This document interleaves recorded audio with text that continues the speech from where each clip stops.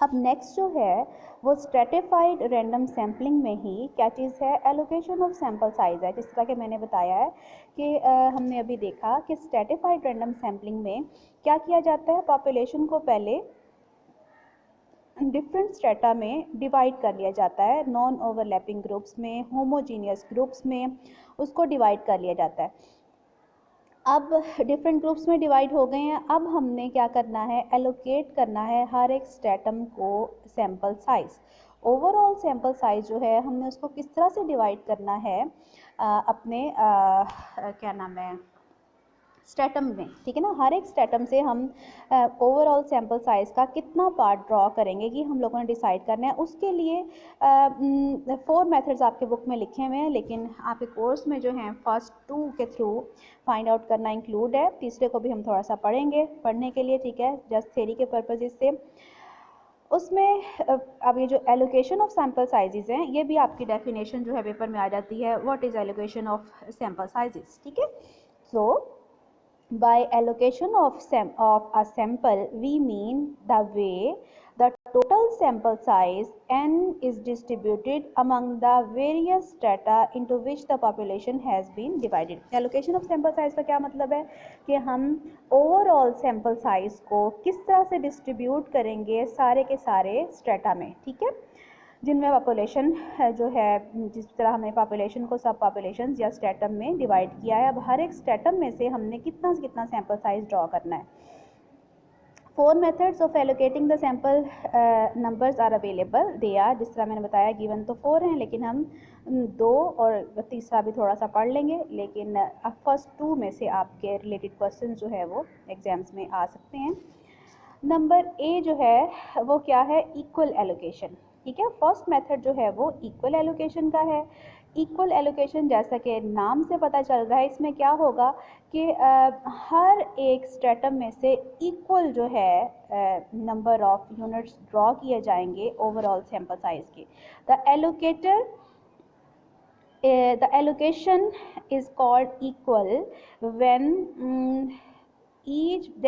from each stratum equal number of sampling units is selected. The allocation is called equal when from each stratum equal number of sampling units is selected.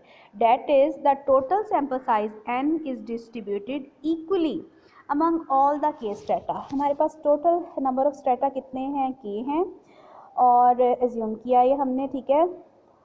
Overall sample size जो है वो n है, और दस the stratum sample size ni। अब हर एक stratum में से जो हमने सैंपल साइज लेना है, जिसको हम ni से डिनोट कर रहे हैं फॉर इक्वल एलोकेशन, इस क्या फार्मूला हमारे पास बन जाता है, फार्मूला हमारे पास बन जाता है ये ni equals to n over k, यानी ओवरऑल सैंपल साइज को हम डिवाइड कर देंगे नंबर ऑफ स्ट्रेटम में। दिस इज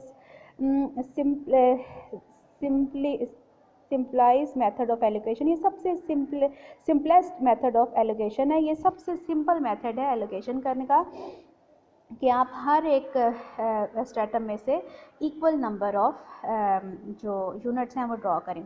इसके लिए एक छोटी सी एग्जांपल जो है ये देखें, यहाँ पे एक एग्जांपल ली है मैंने, और उसमें क्या है, उसमें ये है कि select a stratified sample of size n equals to 9 by equal allocation for 3 strata. अब स्ट्रेटा हमारे पास कितने हैं, कि 3 हैं, सैंपल साइज क्या है, n है। तो n1 का क्या फॉर्मूला है हमारे पास, n ओवर k 9/3, यानी कि पहले स्ट्रेटम में से भी हम 3 यूनिट्स ड्रॉ करेंगे, n2 में से भी 3 यूनिट्स ड्रॉ करेंगे, और n3 में से भी 3 यूनिट्स ड्रॉ करेंगे। तो बहुत सिंपल और आसान सा मेथड है, कोई मुश्किल नहीं है इसमें। अच्छा, सेकंड जो है वो आपके पास आ जाता है प्रोपोर्शनल एलोकेशन, ठीक है। सेकंड जो मेथड है वो हमारे पास कौन सा है, प्रोपोर्शनल एलोकेशन। इसका अक्सर एग्जाम्स में क्वेश्चन आ जाता है, आपको एक पार्ट जो है आसान भी बहुत है लेकिन ये अहम भी बहुत है। The allocation is said to be proportional when the total sample size n is distributed among the different strata in proportion to the sizes of strata. In other words, the allocation is proportional if ni equals to n into ni over n. ये उसका formula होगा। हर एक stratum में से हमने कैसे draw करना है, ये फॉर्मूला है। ओवरऑल जो सैंपल साइज है n, उसको हमने मल्टीप्लाई करना है each stratum size divided by overall जो हमारे पास पॉपुलेशन का साइज है, ठीक है, where capital Ni is the population size of the ith stratum, small ni is the ith stratum sample size, and n is the total size of the population. A sample of size Ni from stratum I is drawn by random numbers and investigated. This way of allocation is the next simplest method and it is the most frequently used method. The advantage of proportional allocation is that it does not require information either on the stratum variance and on the cost of sampling units in different strata, क्योंकि next जो आप जब आप पढ़ेंगे उनमें हमें ये चीज़ें चाहिए होंगी. इसमें जस्ट हमें क्या चाहिए, प्रोपोर्शनल एलोकेशन में हमें ओवरऑल सैम्पल साइज चाहिए और सारे स्ट्रेटम्स के साइजेस चाहिए. बस अगर इतनी चीज़ें हमारे पास मौजूद हों तो हम प्रोपोर्शनल एलोकेशन के थ्रू क्या कर सकते हैं, हर एक स्ट्रेटम में से एक part of the sample size इस फॉर्मूले के थ्रू ड्रॉ कर सकते हैं. सो प्रोपोर्शनल एलोकेशन यूज़ की जाती है जैसे अगर मैंने अभी आपको स्टार्ट में एग्जांपल दी थी बीएस के स्टूडेंट्स की. अगर क्लास में 20 बॉयज़ हैं और 40 गर्ल्स हैं, टोटल 60 की क्लास है, तो हम इक्वल एलोकेशन करेंगे. अगर लेट्स से हमें 20 का सैंपल चाहिए तो 10 अगर 20 बॉयज़ में से 10 बॉयज़ आ जाए और 40 गर्ल्स में से 10 गर्ल्स आएँ तो ये कोई इतना सैम्पल साइज अप्रोप्रिएट नहीं होगा, ठीक है, दोनों में से करना, क्योंकि गर्ल्स इतनी सारी हैं, 40 हैं, डबल हैं बॉयज़ से, फिर भी उनमें से सैम्पल साइज उतना ही ड्रॉ किया जा रहा है. बॉयज़ जो हैं वो 20 हैं, हाफ हैं गर्ल्स में से, फिर भी से उनमें से 10 ही बॉयज़ सिलेक्ट किए जा रहे हैं. लिहाजा ऐसे मौक़ों पे स्पेशली प्रोपोर्शनल एलोकेशन जो है वो यूज़ की जाती है, ठीक है. अब इससे रिलेटेड जो है हम एक पहले क्वेश्चन देख लेते हैं. एग्जाम्पल है, ठीक है, ये देखें एग्जाम्पल है. Select a stratified random sample of size n equals to 8 by proportional allocation from the following population data.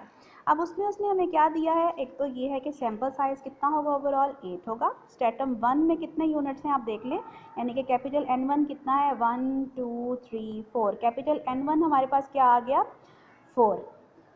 Stratum 2 में कितने यूनिट्स हैं, 1 2 3 4 5 6. स्ट्रेटम 2 में है 6, यानी कैपिटल N2 जो है वो 6 है. और स्ट्रेटम 3 में 1 2 3 4 5 6. स्ट्रेटम 3 में भी हमारे पास 6 ही यूनिट्स हैं, तो कैपिटल N3 भी हमारे पास किसके इक्वल आएगा, 6 के. N1 4 के, N2 कैपिटल N2 6 के और कैपिटल N3 भी 6 के इक्वल है, ठीक है. सो प्रोपोर्शनल एलोकेशन से क्योंकि हमने फाइंड आउट करना है according to proportional allocation we obtain the sample size N1 N2 and N3 from strata 1 2 and 3 respectively as. कैसे हम फाइंड आउट करते हैं, ये फॉर्मूला है जो अभी हम पढ़ रहे हैं. आई की जगह हमने अब क्या करना है, पहले 1 लगाना है. N1 इक्वल होगा, ये इधर भी N1 आएगा और इधर भी स्ट्रेटा का में भी N1 का साइज आएगा, divide by overall N into N. Small n हमें पता है 8 है, N1 जो है अभी हमने देखा है 4 है. और कैपिटल N के लिए हम क्या करेंगे, तीनों स्ट्रेटम के जो साइजेस हैं यानी कि 4 + 6 + 6 करके हम ओवरऑल n फाइंड आउट कर लेंगे. तो 4 + 6 + 6 हमारे पास कैपिटल N किसके इक्वल आ जाएगा, 16 के इक्वल आ जाएगा. वो यहाँ पुट किया है. हमारे पास फर्स्ट स्ट्रेटम में से सैम्पल साइज क्या आया है, 2 आया है. इसी तरह से N2 जो है वो n into N2 over n है, 8 मल्टीप्लाइड बाय 6/16 इक्वल्स टू 3. इसी तरह से N3 जो है वो n into N3 over n equals to 8 multiplied by 6/16 equals to 3. So अब अगर हम इनको ऐड करके देखें तीनों सैम्पल साइजेस को तो 3 + 3 + 2 इक्वल्स टू आ जाता है हमारे पास n इक्वल्स टू 8 के, जो कि हमारा रिक्वायर्ड सैम्पल साइज था, ठीक है. तो इस तरह से हम लोग प्रोपोर्शनल एलोकेशन को यूज़ करते हुए हम लोग सैम्पल साइजेस ड्रॉ कर सकते हैं. बहुत इंपॉर्टेंट है, अक्सर इनमें से आपके क्वेश्चन में से एक पार्ट जो है वो प्रोपोर्शनल एलोकेशन में से आया हुआ होता है.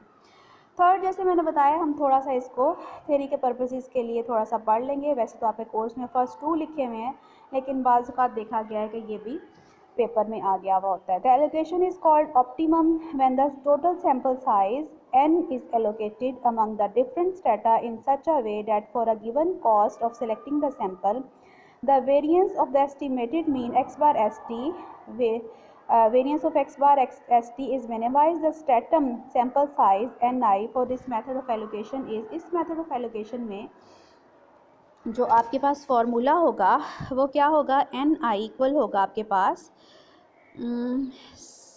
सैम्पल साइज़, ठीक है, पहली चीज़ एन, और एन आई वही आपके पास स्टेटम साइजेज हैं, और उसके साथ ये सिग्मा आई जो हैं ये आपको गिवन होंगे या आपको चाहिए होंगे फाइंड आउट करने के लिए, ये स्टैंडर्ड डिविएशन होगा आपके पास हर एक स्टेटम का, और सी आई जो है वो हर एक स्ट्रेटम पे वर्किंग के लिए जो कॉस्ट आएगी, ठीक है, वो होगी सी आई, ठीक है, where sigma I is the stratum standard deviation, C I is the cost of surveying 1 unit in the ith stratum.